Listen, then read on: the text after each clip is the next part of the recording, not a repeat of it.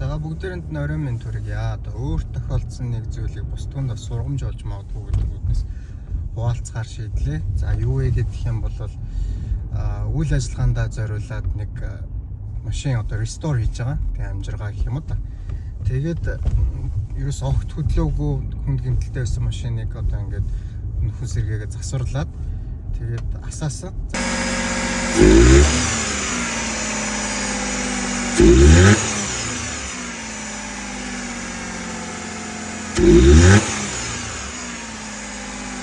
Тэгээд яг нэг хүн чинь нэг жаахан илүү юм өсөд байдаг. Тэгээд тэр утгаараа за одоо ингээд удаанд маш удаан хөдөлгөөнгүй байсан машин юм чинь форсункийн цэвэрлэлчээгээд за тэгээд форсунк цэвэрлэгч бол манай гаражд байдаггүй.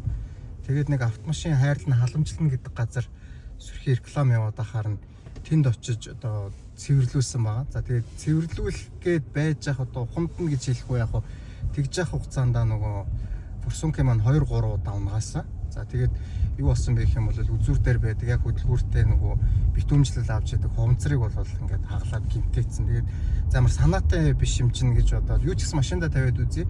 Тэгээд доголдох юм бол одоо төлөвлөх арга хэмжээ авандаа гэдэг гэсэн нөгөө газар маань ч гэсэн заа 100-аас ойлгож байгаа гэдэг. Тэгээд хөдөлгүүртэй тавьсан. Тэгээд яалч нөгөө битүүмжлэлтэй байх ёстой газар нь битүүмжлэх болчоор доголдоод эхэлж байгаа байхгүй. Басан тавьсан ямар ч хүчгүй болсон байна. Хаа захгүй. Ийм чичиргээтэй.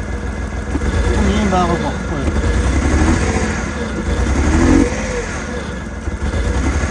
This is hot.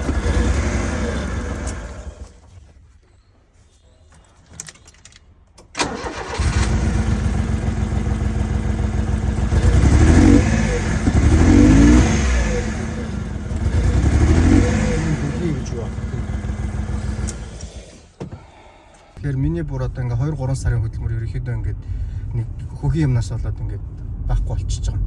Тэгээд нөгөө санд ингээд эн чинь болохгүй байна гэд ингээд хэлсэн чинь одоо тийм хүний нөөцийн асуудалтай байдаг юм аашаа. Нөгөө засварчин чинь гарцсан одоо та одоо ээжтэй гэр бүлтэй нь холбогдож охирлоо барагдвал гэд. Би яг ээж рүү нэг ярьсан л да. Тэгээд ээжийнх нь буруу гэж яг үндэ юу байх вэ? Тийм биз дээ. Тэр ямар ээж нь засаад миний юмыг тэгээ хаглаа гэсэн биш. Тэгээ нөгөө газар болохоор өө манай тэр засварчин ч одоо гарцсан та тэр хүмүүстэйгээ л ярьж ингэж охирлоо байдаг бол тэрийгэ барагдвал гэд.